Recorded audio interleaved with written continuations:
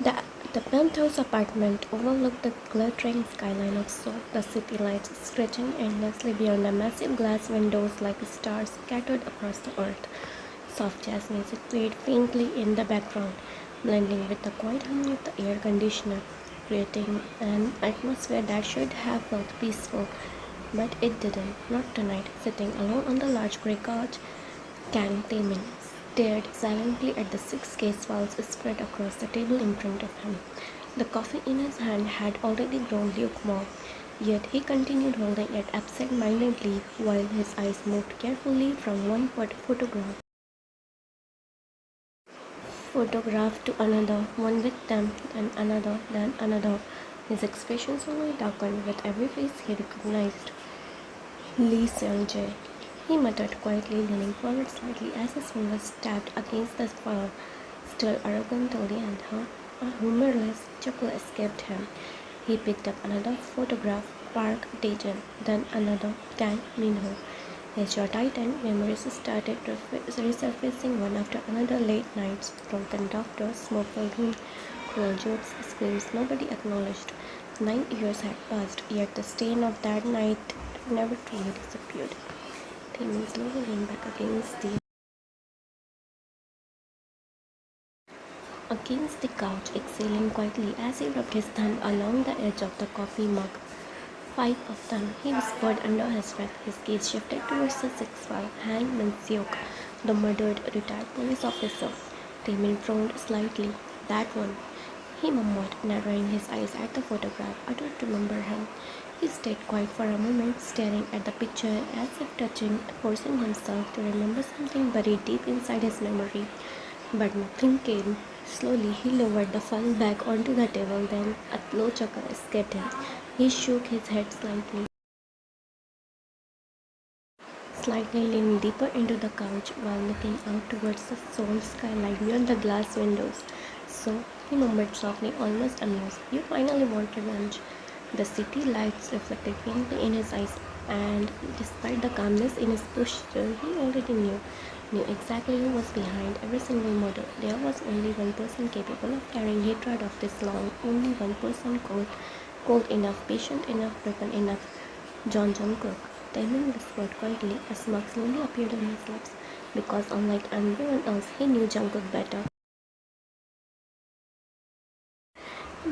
than anyone. They had grown up together, shared secrets, shared dreams, shared loyalty, until everything shattered. Taemin leaned his head back against the couch, staring at the ceiling now as all the memories replayed inside his mind. Jungkook laughing beside him during school days, Jungkook throwing punches for him during fights, Jungkook trusting him more than anyone else, and then the night that destroyed everything. He will definitely come for me, Taemin said softly, almost confidently. His smile deepened slightly, and honestly, he added under his breath, I'm ready to face him again. But even as he said it, something uneasy flickered beneath his confidence, because deep down he remembered Jungkook's eyes that night, and those eyes still haunted him. The sound of soft footsteps interrupted his thoughts. Taemin looked up as his girlfriend walked into the living room, holding 2 wine glasses casually in her hands. Her name was Ara. She looked relaxed, completely unaware of the darkness surrounding the files spread across the table. Wearing an oversized sweater, she walked towards him before sitting comfortably beside him on the couch. You are still awake, she asked softly, handing him one of the glasses before glancing at the file. Again with these murder cases. Taemin gave a faint hum, setting his coffee aside. Ara leaned slightly forward, studying the crime scene photos with visible discomfort.